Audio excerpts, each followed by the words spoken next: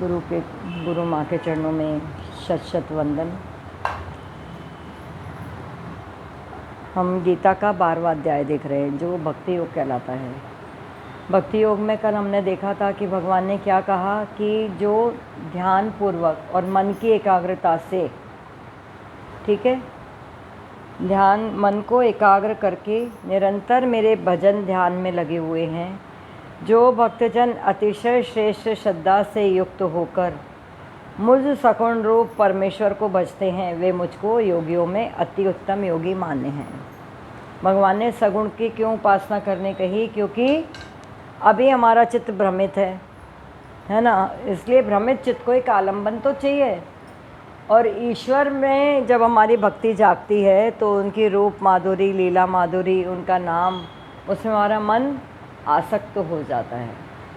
तो सगुण की उपासना से हम पहुँचते तो निर्गुण में ही हैं। अगर सगुण की उपासना आपने ठीक प्रकार से की है, पूरे ध्यान से, मन की एकाग्रता से और अतिशय श्रद्धा से, तो कल इसको मैंने सब बता दिया था, तो अभी पुनः बताने की आवश्यकता नहीं है। अब आगे का श्लोक देखते हैं।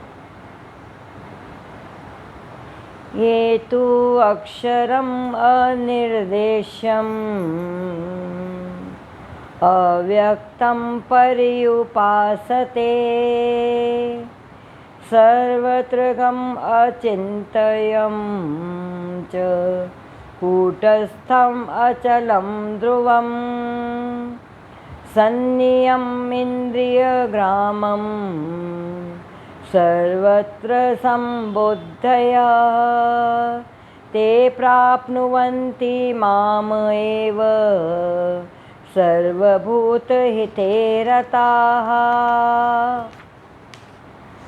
भगवान कहते हैं, परंतु जो पुरुष इंद्रियों के समुदाय को भली प्रकार से वश में करके मन बुद्धि से परे सर्वव्यापी, अकथनीय, सर्वरूप और सदा एक रस रहने वाले, नित्य, अचल, निराकार, अविनाशी, सच्चिदानंद घन ब्रह्म को निरंतर एक ही भाव से ध्यान करते हुए भजते हैं, वे संपूर्ण भूतों के हित में रत और सब में समान भाव वाले योगी मुझको ही प्राप्त होते हैं। देखो भगवान ने क्या कहा पहले कि सगुण जो उपासक हैं, कौन से? जो उत्तम योगी हैं। उत्तम योगी कौन है? उत्तम योगी वो है जो नित्य निरंतर भगवान के ध्यान में तत्पर रहते हैं।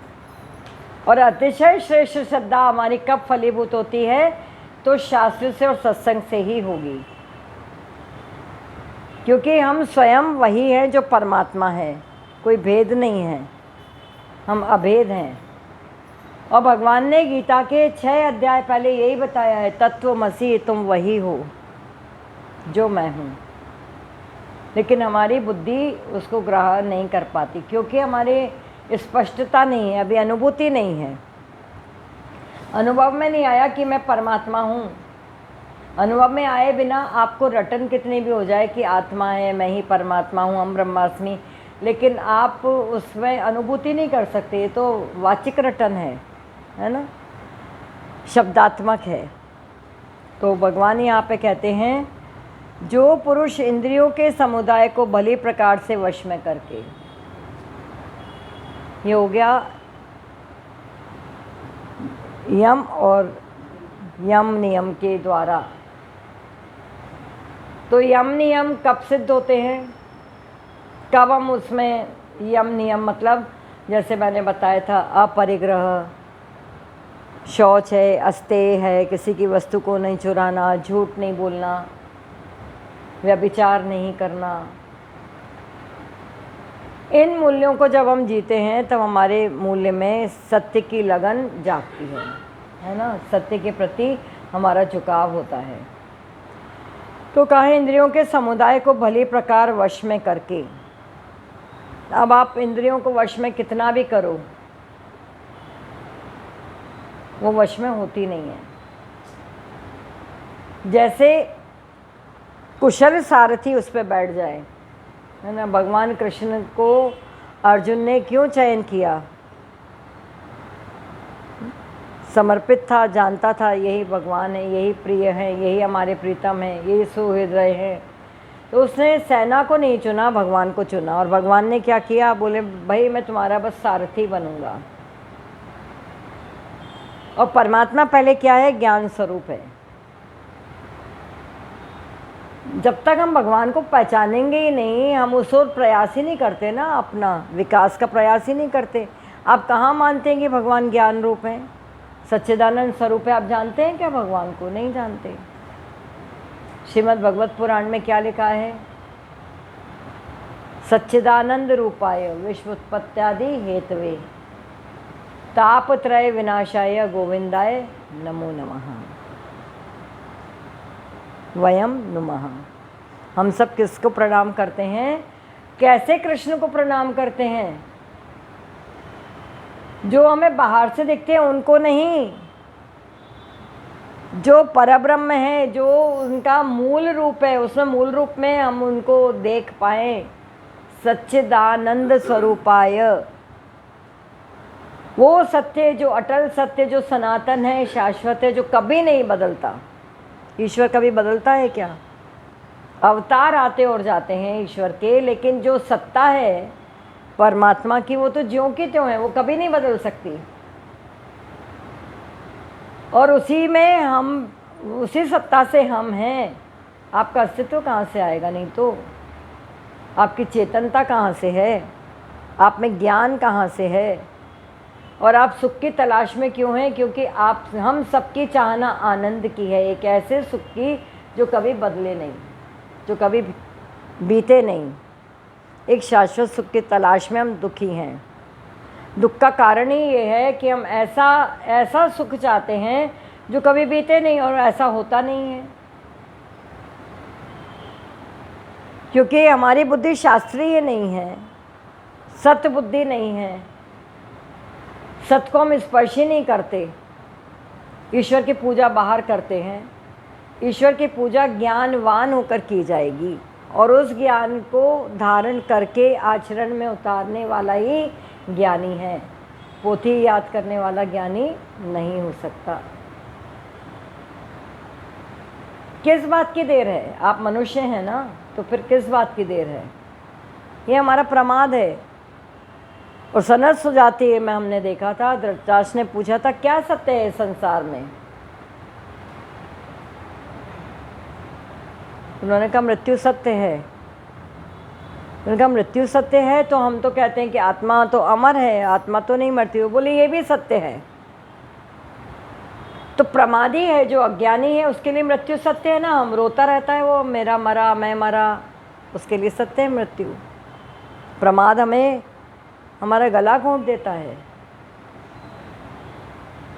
शास्त्र में तो स्पष्ट कहा है, जो अपना आत्मकल्याण न करे वो जीव आत्महत्या कर रहा है। हम कहते हैं ना आत्महत्या कर ली, कितना बुरा काम किया, प्रेत योनि मिलती है उसके पश्चात। शास्त्र कहते हैं कि, पुराण कहते हैं, गरुड़ पुराण में या और भी कहीं आपने पढ़ा होगा, उसको 1 करोड़ वर्ष तक शरीर नहीं मिलता, हवा का शरीर मिलता है। इतना बड़ा अपराध माना है। और जो हम कर रहे हैं अज्ञान में बैठ के देह पोषण, उसको भी शास्त्र में आत्महत्या कहा है। आप अपने ही प्रति अत्याचार कर रहे हैं। ना तो आप संतुष्ट हैं, ना दूसरे को संतुष्ट होने देंगे, क्योंकि आपके पास कलेश है। कलेश क्यों है? ताप क्यों है आपके पास? क्योंकि हमारे पास में वो शांति नहीं है, हमारे पास वो आनंद नहीं है। हमारे पास में अंधेरा ही अंधेरा है, और अंधेरे में हम एक दूसरे पर वार किए जा रहे हैं। यह अहंकार का युद्ध है हमारा जीवन। पूरा का पूरा मृत्युलोक मतलब क्या है? हमारे कर्मों का विस्तार, हमारे कर्मों का फैलाव। संसार में आप भांति भांति के दुख, तकलीफ, इतनी विचित्र घटनाएं देखते हैं। तो एक बार जो कथा में आता है, युधिष्ठिर से पूछा यक्ष ने, क्या किम आश्चर्यम, इस संसार में आश्चर्य क्या है? तो युधिष्ठिर जी ने कहा कि आश्चर्य यही है कि ये संसार इतना बड़ा दुख का कड़ावा है, इतना बड़ा दुख का कड़ावा है। इसके नीचे दुख रूपी ताप रूपी अग्नि जल रही है और इसी कड़ावे में सब चिल्ला रहे हैं, रो रहे हैं, एक दूसरे पर वार कर रहे हैं, हाहाकार कर रहे हैं, लेकिन इससे बाहर आना कोई नहीं चाहता। यही सबसे बड़ा आश्चर्य है। हम चाहते हैं क्या बाहर आना? नहीं। हम क्या चाहते हैं कि हमारा दुख दूर हो जाए, समस्या दूर हो जाए। तो हम ज्योतिष के पास जाते हैं, पंडित के पास जाते हैं। समस्या का मूल न तो पंडित के पास में है, वो कर ही नहीं सकता उपाय, वो आपके पास है, और वो है ब्रह्म विद्या का अर्जन करना। आज कलयुग में अधिकांश मनुष्य धनासक्त होकर भाग रहे हैं। अनेक धृतराष्ट्र हो गए, अनेक दुर्योधन हो गए, अनेक कंस हो गए। एक रावण ने अपने दशहरे में जला लिया तो होता क्या है? सबके भीतर रावण बैठा हुआ है। राम की विजय कब होगी? जरासंध बार बार आक्रमण कर रहा है। जरासंध मतलब जरा मतलब बीमारियां, रोग हमको संधि में लगा हुआ है। आप देखो थोड़े थोड़े जैसे हमारी आयु बढ़ती है, हमारे जोड़ों में दर्द शुरू हो जाता है। और जोड़ कहाँ पे है? हमारे भीतर भी है जोड़। जड़ और चेतन ग्रंथि का जोड़ लगा के बैठे हैं हम। ये जड़ वस्तु को सत्य मान के बैठे हैं। ये ग्रंथि है बड़ी, और ग्रंथि को हटाया जाएगा, उसी के लिए ग्रंथ चाहिए। ग्रंथ छेदन करता है।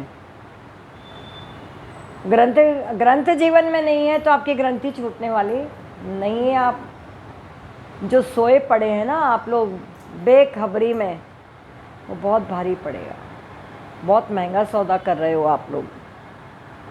अनमोल सांसें, अनमोल जीवन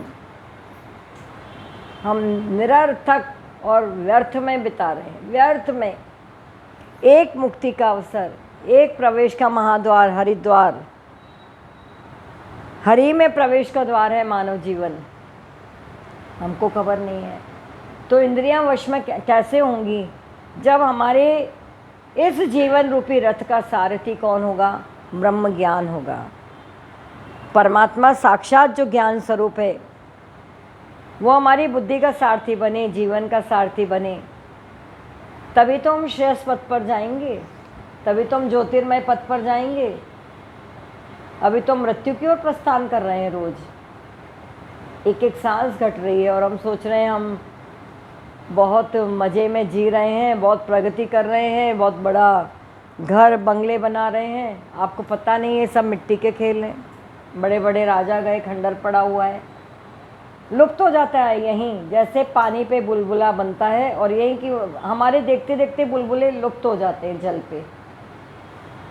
समुद्र के किनारे खड़े होकर जरा खेल देखना लहरों का और बबूलों का। ज्ञानी की दृष्टि ही अलग होती है। जब ज्ञानी हो ना, वो समुद्र किनारे बैठ जाए तो क्या देखेगा? वो देखेगा कि सागर में वही जल ऊपर नीचे होता है और इतनी गर्जना करते हुए आगे आता है, फिर वही जल पीछे चला जाता है, फिर उस पर अनेक प्रकार के बबूले उठते हैं, बनते हैं, बिगड़ते हैं, फिर आगे आती हैं लहरें, फिर पीछे चली जाती हैं। ये क्या खेल है? और हम वहीं सारा संसार सीपी बटोरने में लगा हुआ है। एक लहर आती है, खींच के हमको मौत के मुंह में ले जाती है। क्या है जीवन आपका? बताइए। एक दृश्य है ना, एक दृश्य मात्र है। आपकी इंद्रियों पर से सारे दृश्य गुजर रहे हैं। होश में आने वाला व्यक्ति अपना कल्याण चाहता है। ये साधन है मनुष्य जीवन। साधन दिया है भगवान ने आपको मुक्ति के लिए, सोपान है। इस पर चढ़ेंगे तो मुक्ति है और गिरेंगे तो पतन है। 84 लाख योनियों का पतन है। कल ही मैं एक आंकड़ा सुन रही थी, पूरे धरती पर एक दिन में 3 करोड़ जानवरों की हत्या होती है। और आज जो दिन है, आज का दिन जो कुर्बानी का दिन माना जाता है, उसमें 6 करोड़ और ज़्यादा, और एक दिन में 22 करोड़ मछलियों की हत्या की जाती है। और दुख की बात यह है कि हमारे भारत देश में जानवर काट काट के बाहर भेजे जाते हैं सबसे ज़्यादा।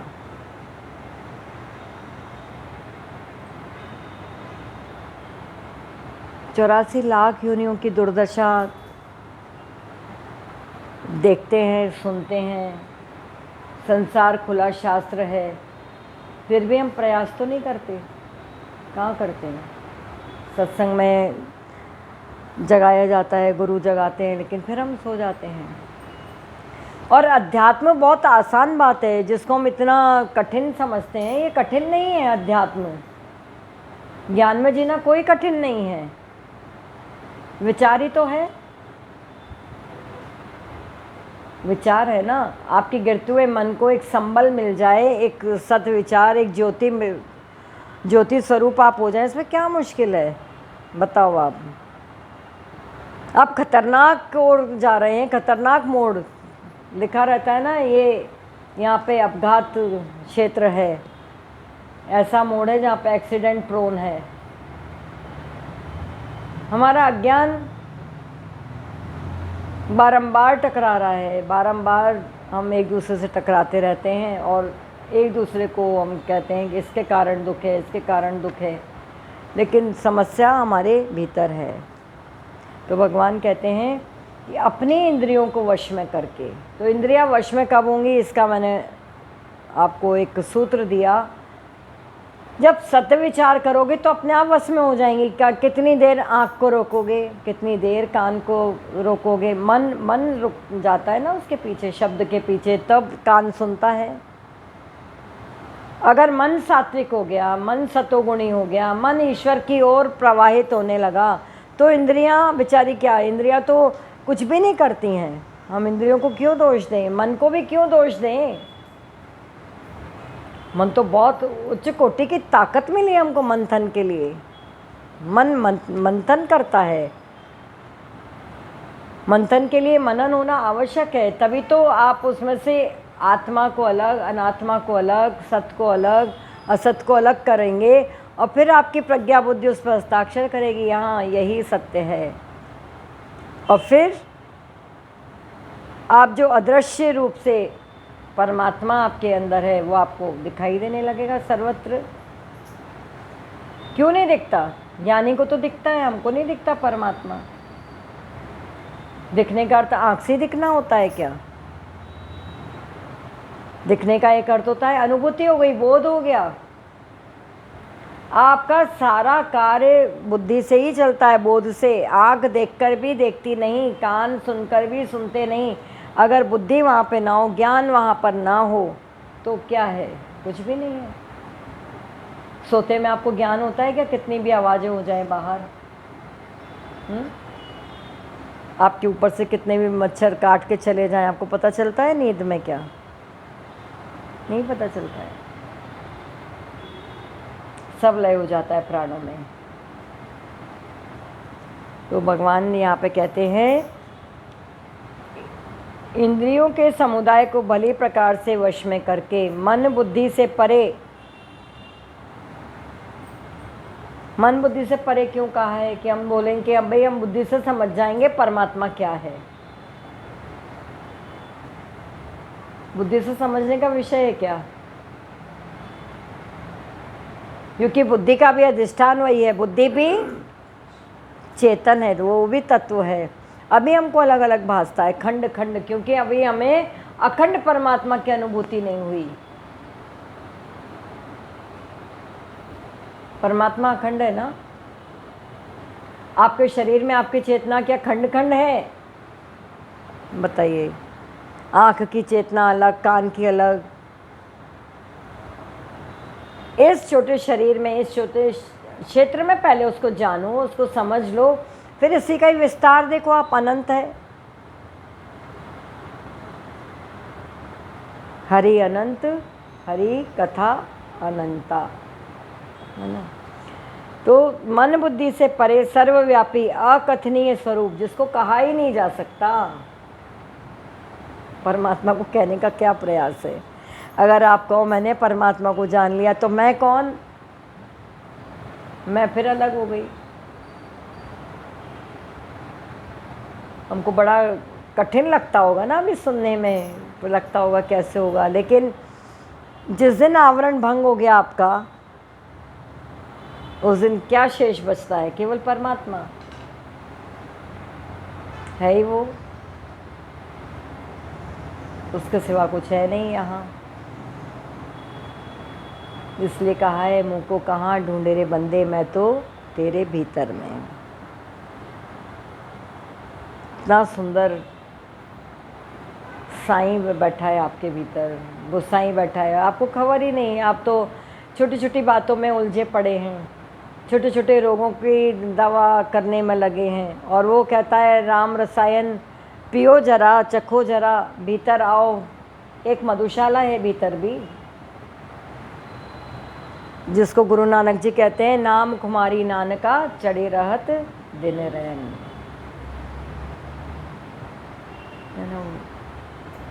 तो गुरु सदगुरु क्या करते हैं? आपको घूट घूट रस चखाते हैं, भाई ये चखो चखो, यही गुट्टी है, यही संजीवनी बूटी है, इसी से आपके भीतर का लक्ष्मण जागृत होगा, समर्पण जागृत हो गया तो सब हो गया। हाँ, द्वंद्व चलने दो, मन में थोड़ा चलता है, पूर्व जन्म के संस्कार हैं, आने दो ना, क्यों डरते हो? अपने विकारों से युद्ध करना छोड़ दो, अपनी बुराइयों को हटाना छोड़ दो, आप अच्छाई की ओर ध्यान दो, विकास अच्छाइयों का करो, बुराई अपने आप न्यूट्रल हो जाएगी। हम कहते हैं हम बुराई हटाए अपने मन से, तो आप उसकी ताकत और बढ़ाते हैं बुराई की। निषेधात्मक कार्य क्यों करते हो? सकारात्मक करो। मन भागता है, भागने दो ना, हम भजन करेंगे, भागता है, भागने दो। कितने दिन भागेगा? जिस दिन हरि का रस उसको पूरा चढ़ गया, रंगत चढ़ गई, अपने आप शांत बैठ जाएगा।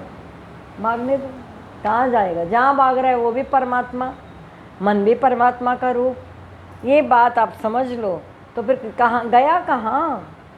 जहाँ जाए वहाँ परमात्मा। जिसको देखे वो परमात्मा, जिसके बारे में सोचे वो परमात्मा। जिस दिन भेद बुद्धि आपकी समाप्त हो गई, आपका संयम घटित हो गया, फिर क्या संभालने के लिए है? क्या सुमिरन करने के लिए शेष बचा? जब आपको लगातार एक ही अनुभूति है, परमात्मा है, सत्य है, वही एक है, तो फिर आपको और अलग से क्या संभालना है? क्या तीर्थ करना है? फिर क्या जप करना है? वो सब कृतकृत्य हो गया। उसी के लिए तो करते थे ना। इसका मतलब हम जप नहीं करेंगे, तीर्थ नहीं करेंगे, सब करेंगे। किस लिए करेंगे? इस मंजिल के लिए जहाँ हम लय हो जाएं, हमारा प्रलय हो जाए जीव का, हमारे जीवत्व का प्रलय हो जाए परमात्मा में। इसलिए पूरी गीता परमात्मा और जीव की एकता बताती है भाई।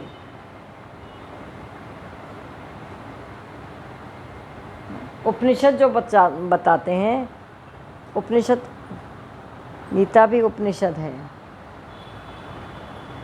पूरा सार है इसमें।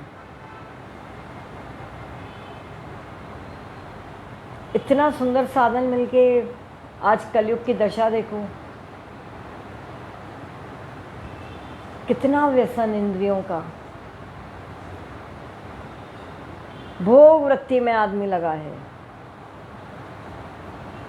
भगवान ने कहा भोग में योग जगाना, इसलिए कर्मयोग की शिक्षा दी, लेकिन बिना ज्ञान के कुछ भी संभव नहीं है।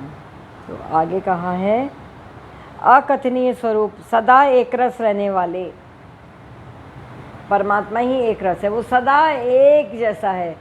हमारा मन बदलता रहता है, कभी सतोगुणी, कभी रजोगुणी, कभी तमोगुणी, कभी अहंकार में दंभ भरते हैं, बार बार बदलते हैं, है ना। शरीर बदलते रहते हैं कामना वासना के अनुसार। कितने शरीर बदल लिए आपने? आपका अंतःकरण बीज है, शरीर में से निकलेंगे अनेक अनेक शरीर, सावधान रहना। भगवान थोड़ी देता है जन्म आपको, जन्म और मरण भगवान के हाथ नहीं, आपके हाथ में है वो। मुक्ति भी देके भेजा है आपके हाथ में, अधिकार में देके भेजा है। आपका अधिकार है मनुष्य का मुक्ति। भक्ति ज्ञान और वैराग्य से मिलेगी, वो आपको चाहिए ही नहीं, करना ही नहीं है ना, वो तो उसकी ज़रूरत नहीं है। गोली ख़त्म हो जाए डायबिटीज़ की तो ज़रा फटाक से लेके आते हैं हम, शुगर बढ़ जाएगी, और ये भवरोग बढ़ा है इसकी कोई चिंता नहीं है ना। बीपी हाई हो जाए, अरे भाई विदेश जाएंगे तो पूरा सूटकेस दवाइयों से भर के जाएंगे, वहाँ प्रॉब्लम ना हो जाए। आप जगत में आए हैं, मुसाफिर हैं, सराय खाने में बैठे हैं, आपको खबर ही नहीं कि आप रोगग्रस्त हैं, मन रुग्ण है आपका, पराधीन है। पराधीन सपने हूँ सुख नहीं, माया के पराधीनों के बैठे हैं, अज्ञान में बैठे हैं, आंखों पे पट्टी है। अपने ही घर में आप क्या ढूंढ रहे हैं, कुछ मिलता नहीं, इस संसार में खोज रहे हैं पागलों की तरह। मोह निशा में सारे जीव भटके हुए हैं, हम भी भटके हुए हैं। तो हम तो बड़े खुश हैं, जैसे हम बड़े संपन्न हैं, हम तो बहुत अच्छे से जी रहे हैं। लेकिन एक ज्ञानी से पूछो उसको क्या मिलता है, क्या मिल गया उसने, जो सब त्यागने के पश्चात वो आनंद में रहता है, और हम दुखी घूम रहे हैं। धन कमाते हैं और धन को खर्च करते हैं, तो बड़ा ये मेरा बड़ा खर्चा हो गया भाई। खर्चा ही खर्चा है, खर्चा ही खर्चा है। जोड़ के रखना चाहते हैं, अधिकार में रखना चाहते हैं सब कुछ, और ये सब मिट्टी है, कितना रखोगे, कुछ का हाथ आने का नहीं है। जो मिला मिला है परमात्मा, उसकी ओर से हम बेखबर हैं। तो यहाँ पे कहा सदा एक रस रहने वाले, नित्य अचल निराकार। क्या आकार है आपका? आत्मा से चेतन हो, चेतना का क्या आकार है? चलो और दूर की बात छोड़ दो, मन का क्या आकार है, आपकी बुद्धि का क्या आकार है, बताओ जरा।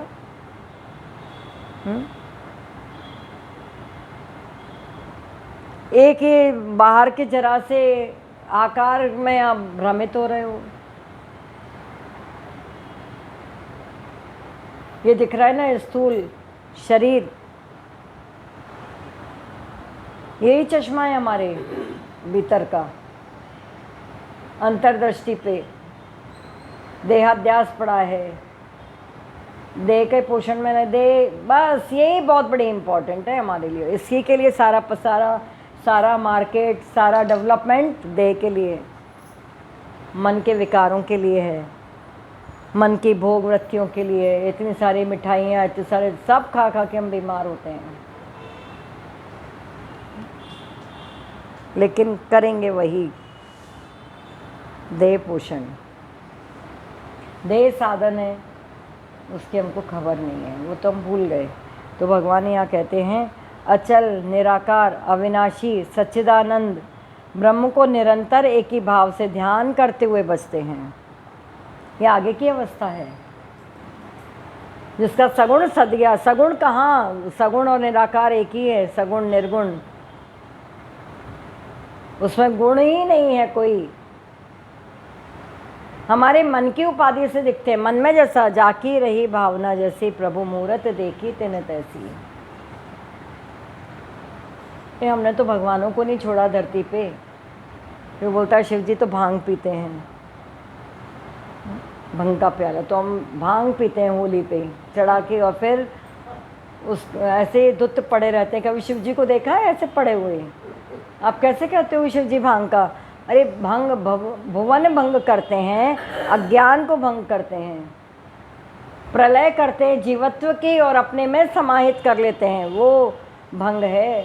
तो हमने भांग बना ली, कुछ नहीं करते हम शिवत्व के लिए, बस भांग पी ली। तो शिव जी के भगत इतने में ही भगत होगा शिव जी के कि शिव जी भांग पीते हैं।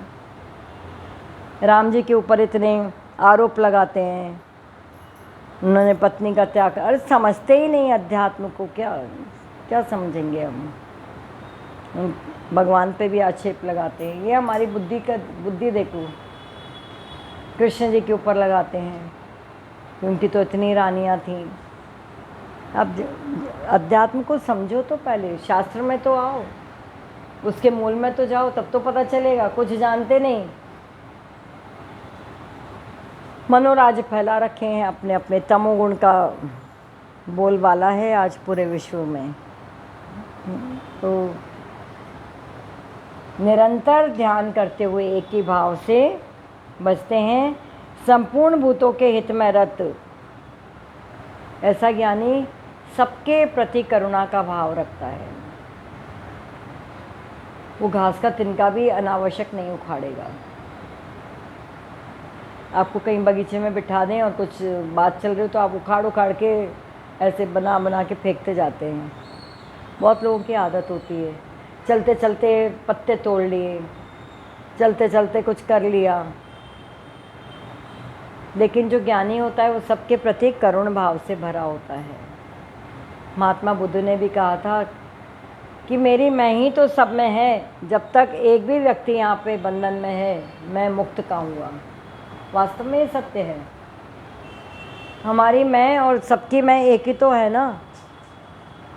दूसरे को कष्ट मिल रहा है अर्थात उसका कष्ट और मेरा कष्ट क्या अलग है? जब सत्य में आप जागते हो तो आप फिर आप नहीं रहते, है ना। फिर आपको पता चलता है कि सत्य क्या है और कैसे जीना है। समान भाव वाले योगी मुझको ही प्राप्त होते हैं। इसलिए गीता में समत्व योग पे भगवान ने जोर दिया है। समत्व योग, सबको समान समझो। समान ही है, सब में ईश्वर है। किसी के प्रति किया गया अपराध ईश्वर के प्रति किया जाता है, इसलिए वो हम तक आ जाता है लौट करके। कर्म का वेग कैसा है? जैसे आप दीवार पर बॉल फेंकते हैं ना, बच्चे खेलते हैं, तो बॉल आप तक ही लौट के आती है उतने वेग से। ठीक ऐसा ही है कर्म का खेल। इसलिए भगवान को दोष मत देना कि भगवान ने हमारे भाग्य में क्या लिख दिया, भगवान हमारी नहीं सुनता। आप सुनते हैं क्या भगवान की? भगवान के वचन सुनते हैं क्या? आज्ञा पालन करते हैं क्या? आपने सुना क्या भगवान ने 700 श्लोक में क्या कहा? आदि शंकराचार्य जी ने आपसे क्या कहा? शिव ने पार्वती को क्या ज्ञान दिया? जाने प्रयास किया किसी ने कि बस श्रावण आया तो चढ़ा दो दूध और बेलपत्री, हो गया आपका धर्म? ये तो आरंभ है ना। अंदर प्रवेश के लिए ये आरंभ है, बाहर। तो सत्य को जाने बिना आप भटक जाओगे और अटक जाओगे भवाटवी में। इसमें से बाहर निकलने का रास्ता एकमात्र है, अध्यात्म दीपक। अध्यात्म का प्रकाश जीवन में हो, और वो बिना गुरु के नहीं होता। इतना कहते हुए मैं वाणी को विराम देती हूँ। ओम पूर्णमद पूर्णमिदं पूर्णात् पूर्णमुदच्यते पूर्णस्य पूर्णमादाय पूर्णमेवावशिष्यते।